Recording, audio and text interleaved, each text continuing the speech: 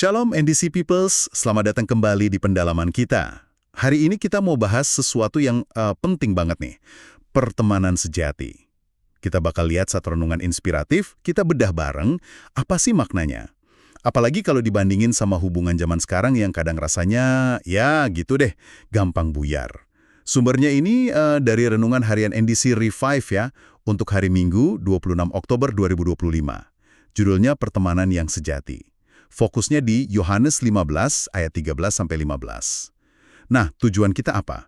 Kita mau coba gali intisari pertemanan tulus menurut renungan ini, terus lihat relevansinya buat Anda gimana. Oke, langsung aja ya. Renungan ini mulai dengan observasi yang cukup nusuk sih. Katanya ada pergeseran nilai pertemanan. Dulu tuh katanya lebih soal partisipasi, pengorbanan. Sekarang kok cenderungnya jadi hitung-hitungan untung rugi melulu. Pernah ngalamin gak sih? Hubungan yang anget, tiba-tiba dingin, gara-gara salah satu ngerasa, ngapain temenan sama dia, nggak ada untungnya. Akibatnya, yaitu, hubungan jadi nggak awet. Betul. Dan yang menarik, renungan ini nggak cuma nunjukin masalahnya, tapi langsung kasih standar emasnya gitu. Standarnya ya dari teladan Yesus sendiri, Yohanes 15 ayat 13, pasti pada familiar nih. Ayat 13 ya, yang soal kasih terbesar itu. Nah, itu dia.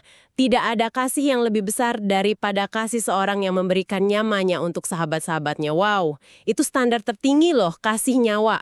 Memberikan nyawa ya, dalam banget standarnya. Terus gimana kelanjutannya di ayat 14 sama 15? Itu kan disinggung juga. Iya, tepat. Di ayat 14 sama 15 ini, Yesus ngomong sesuatu yang, revolusioner banget pada zamannya. Dia bilang ke murid-muridnya, aku nggak sebut kamu lagi hamba, tapi aku sebut kamu sahabat. Kenapa? Karena aku udah kasih tahu kamu semua yang aku dengar dari Bapa. Dari hamba jadi sahabat. Perubahan status ini penting ya? Banget. Menurut sumber ini, status sahabat itu bukan karena kitanya hebat atau gimana, tapi murni inisiatif Yesus. Dasarnya ya kasih dan keterbukaan dia. Dia yang mulai duluan, buka diri. Nah, keterbukaan inilah yang jadi fondasi percaya. Wah, jadi kedekatan itu dibangun dari kepercayaan karena ada yang mau terbuka duluan ya, bukan sekedar hubungan fungsional. Oke. Dan renungan ini nggak cuma bahas Yesus aja kan? Ada contoh lain nggak yang disebut? Ada. Biar lebih kebayang gitu ya, disebutin kisah Daud sama Yonatan di 1 Samuel 18 itu. Mereka kan bukan teman biasa ya, sampai ikat perjanjian segala. Setia banget, walau situasinya bahaya. Iya, ingat kisah itu. Luar biasa emang. Terus ada lagi Ruth, yang rela ninggalin kampung halamannya demi nemenin Naomi mertuanya. Padahal masa depannya nggak jelas loh. Oh iya, Rut 1 ayat 16-17 itu ya. Rela berkorban kenyamanan demi hubungan. Nah, jadi kalau kita sambungin nih dari Yesus, Daud, Yonatan, Ruth, Naomi, apa benang merahnya? Kayaknya sih intinya bukan cuma soal ketawa bareng atau hobi yang sama ya. Tepat.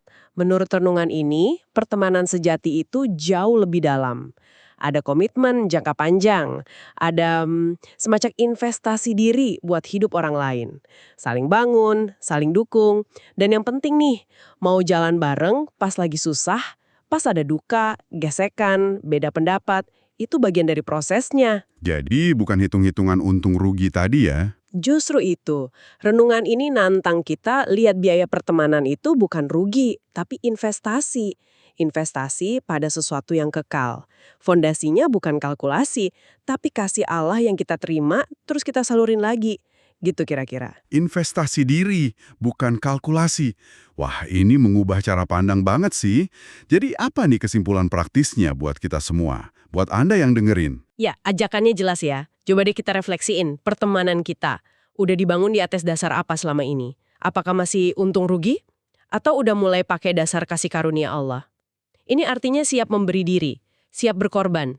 Berkorban waktu, tenaga, perhatian gitu ya? Iya, supaya teman kita juga bisa bertumbuh, termasuk bertumbuh kenal Tuhan. Tujuannya bukan cuma akur-akur aja, tapi bertumbuh bareng secara karakter dan rohani. Nah, ini jadi bahan refleksi pribadi nih buat Anda semua. Kayak yang disaranin di renungannya. Coba tanya ke diri sendiri. Udah belum ya, saya praktekin prinsip kasih dan pengorbanan ini ke teman-teman saya? Nggak harus langsung yang gimana gitu. Mungkin langkah kecil aja minggu ini.